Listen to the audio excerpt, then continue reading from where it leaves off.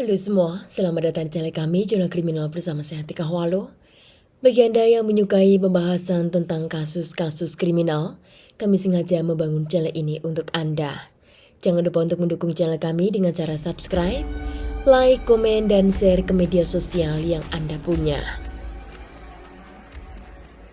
Pada tanggal 16 Februari di tahun 2016, di kota Xiji, Provinsi Xinjiang, di negara Cina, seorang janitor di area kompleks melihat manekin yang tergeletak di pinggir jalan. Dia sangat marah karena warga di area kompleks itu sering membuang sampah sembarangan, dan kali ini dia pun sangat marah karena dia melihat manekin yang mereka buang begitu saja. Janitor itu lalu mendekati manekin yang tergeletak di pinggir jalan, namun ketika dia melihat cairan merah, dia baru tersadar bahwa itu adalah tubuh manusia. Polisi pun segera tiba ke tempat kejadian dan mereka menemukan identitas korban, yaitu seorang wanita yang bernama Zhao Yang. Zhao Yang diketahui berusia 33 tahun dan dia adalah seorang perawat di rumah sakit yang baru pindah ke area kompleks tersebut. Dengan bantuan warga juga kamera CCTV, polisi berhasil menangkap pelaku, yaitu seorang wanita yang bernama Zhang Lanzi. Zhang Lanzi, dia lahir pada tahun 1957 di kota Xiji dan dia adalah anak terakhir dari 5 bersaudara. Karena kondisi keluarganya yang sangat miskin dan Zhang adalah anak perempuan satu-satunya, maka setelah dia lahir, keluarganya langsung memberikan kepada orang lain untuk diadopsi. Orang tua angkat Zhang diketahui sangat menyayangi Zhang karena mereka tidak memiliki anak kandung sendiri. Di rumah orang tua angkat Zhang, dia pun diberi fasilitas hingga disekolahkan ke sekolah menengah. Ketika Zhang beranjak remaja, teman-teman di sekolahnya mulai bergosip yang dimana mereka mengatakan bahwa orang tua biologis Zhang telah membuang dirinya dan dia adalah anak yang tidak diharapkan. Dari sanalah Zhang mengetahui bahwa dirinya adalah anak adopsi dan itu sangat menyakitkan bagi Zhang.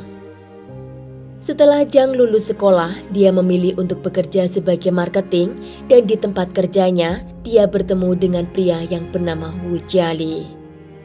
Wu Jiali adalah pria yang sangat tampan, dia juga penyayang dan juga berbadan sangat kekar.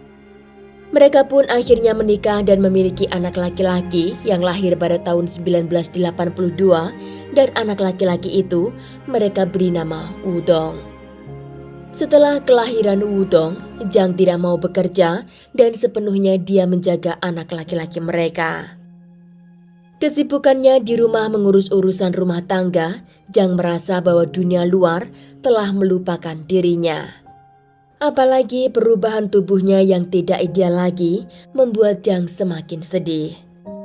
Suaminya yang bernama Wu Jiali, pada saat itu dia bekerja menjadi seorang manajer di sebuah perusahaan ternama. Namun karena kesibukannya di tempat kerja, Wu Jiali jarang pulang ke rumah.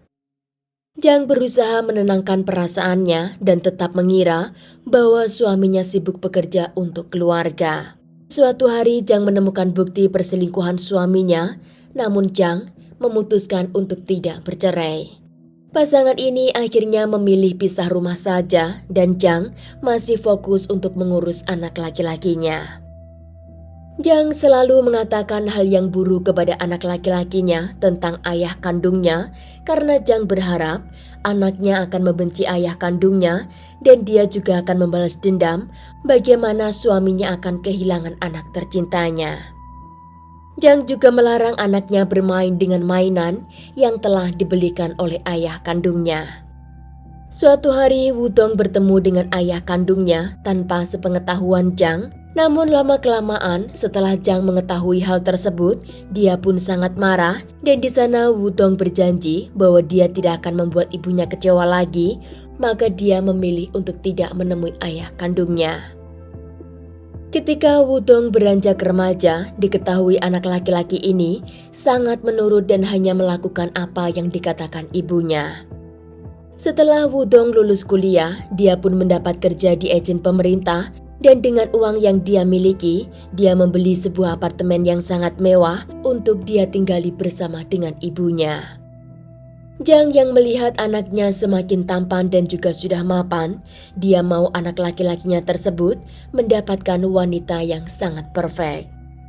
Jang berusaha mencari wanita dari teman-temannya untuk dijodohkan dengan Wudong, namun setiap Jang membawa anak perempuan pulang ke rumah untuk dikenalkan dengan Wudong, Wudong sama sekali tidak mau dengan wanita tersebut. Beberapa kali juga Wudong berpacaran dengan wanita pilihannya sendiri, namun mereka putus di tengah jalan karena Jang tidak menyetujui hubungan mereka.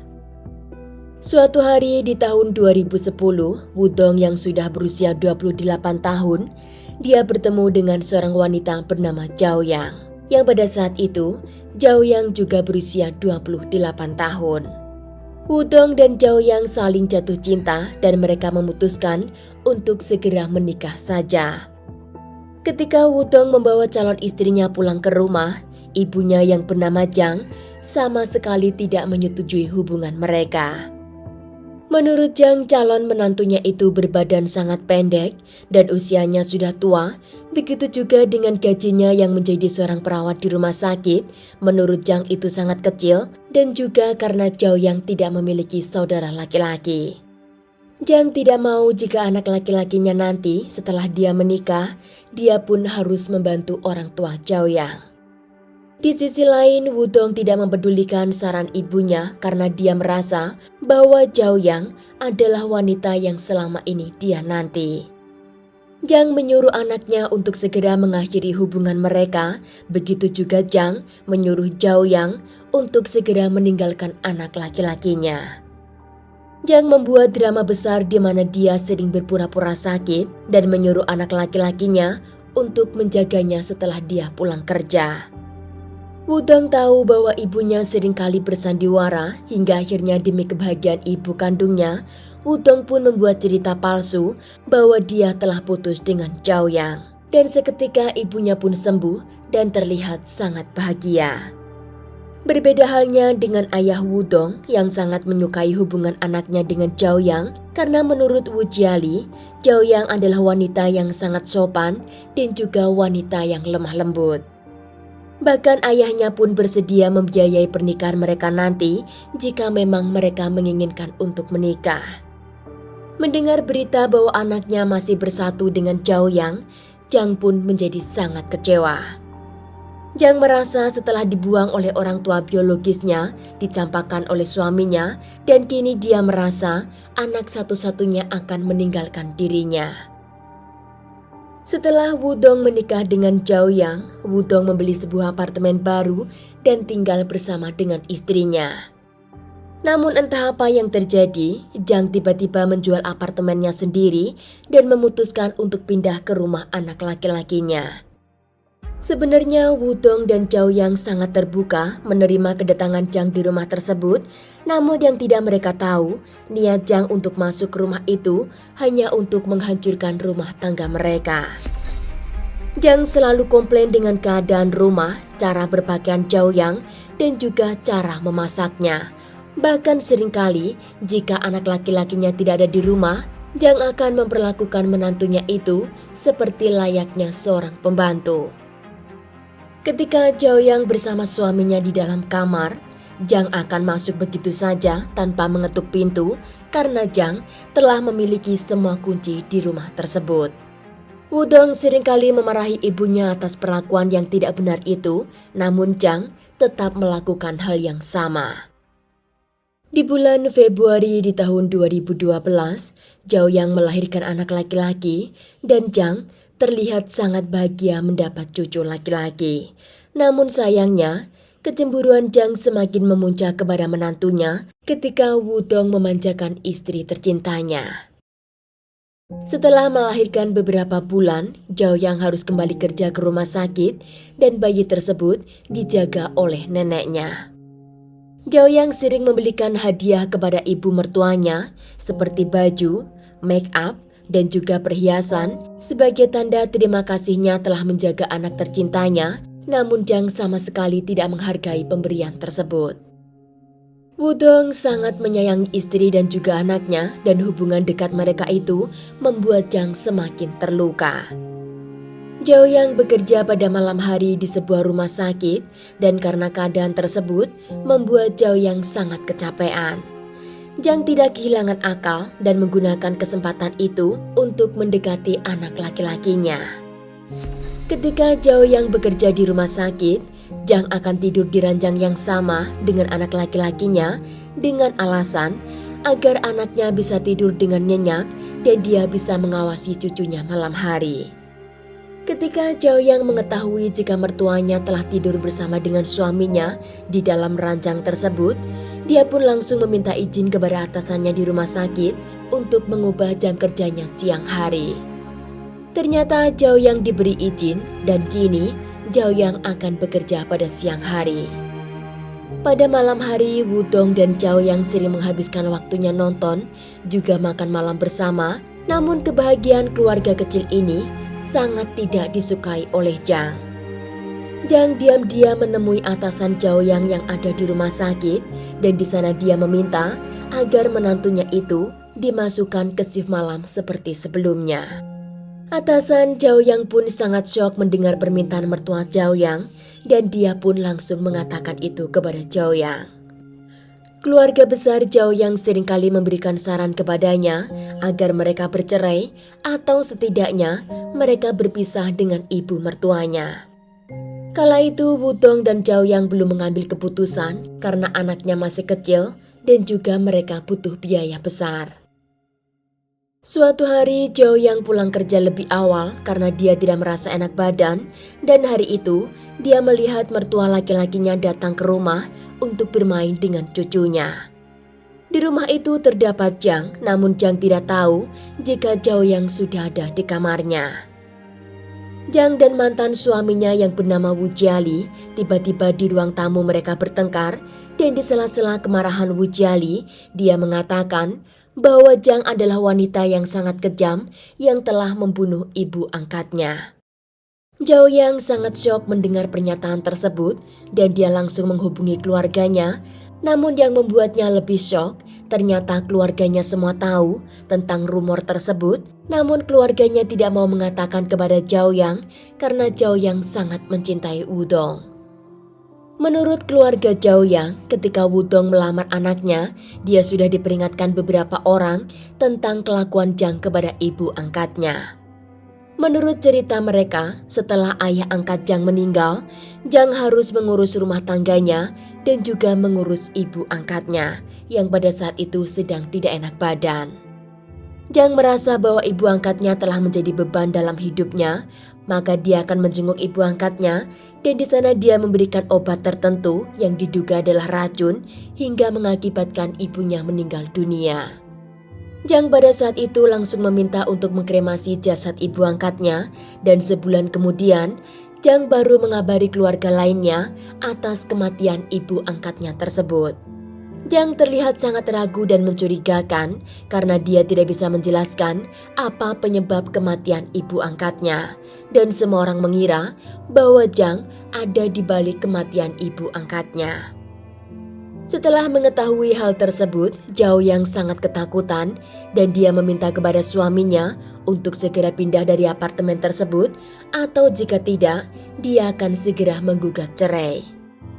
Akhirnya di bulan Agustus di tahun 2015, Wudong dan Zhao Yang membeli sebuah apartemen tua yang sama sekali tidak ada sekuritinya. Jang ketika tahu bahwa anaknya akan segera pindah ke apartemen lain dan tidak memberitahunya, dia merasa dikhianati oleh menantunya. Jang mengatakan kepada anak laki-lakinya bahwa dia berjuang sendirian untuk membesarkannya, namun kini setelah dia dewasa, kenapa dia harus memilih wanita lain? Jang beberapa kali mengancam anaknya bahwa dia akan melompat dari gedung jika dia tetap memilih istrinya. Wudong merasa kasihan dengan ibu kandungnya dan dia pun memutuskan untuk tinggal di apartemen tersebut sambil menunggu renovasi di apartemen barunya. Jang ketika dia berkumpul di taman bersama dengan teman-temannya, dia selalu mengatakan bahwa dia sangat membenci menantunya dan dia akan menyingkirkan wanita itu dari kehidupan anak laki-lakinya. Di taman tersebut terdapat seorang pria yang bernama Ping, dan Ping mendengar semua perkataan Jiang yang dimana dia ingin menghabisi menantunya. Hari itu Ping menemui Jiang dan menanyakan apakah dia butuh bantuan untuk mewujudkan harapannya tersebut. Jiang di sana mengatakan bahwa dia akan membayar siapa saja yang mau melakukan pembunuhan kepada menantunya. Ping beberapa hari kemudian, dia memperkenalkan teman laki-lakinya yang bernama Jingguo, dan Jingguo mengatakan bahwa dia bisa melakukan semuanya seperti sebuah kecelakaan jika Jiang berani membayarnya dengan bayaran mahal. Jiang akhirnya membelikan baju dan juga sepeda motor baru kepada Jingguo sebagai tanda uang mukanya. Beberapa bulan kemudian, setelah Wudong dan Zhao yang pindah ke apartemen baru mereka, Jiang menemui Jingguo dan di sana Jingguo meminta bayaran sebesar 24.000 US dollar. Namun Jiang hari itu memberikan uang muka sebesar 8.000 US dollar dan sisanya akan dia lunasi setelah menantunya dinyatakan meninggal. Di awal tahun 2016, Wudong travel bersama dengan anak dan istrinya ke wilayah Nanjing di negara Cina. Dalam perjalanan liburan mereka, Wudong dan Zhao Yang mengunggah banyak foto di story WeChat mereka, dan itu semua membuat Jiang semakin terbakar emosinya.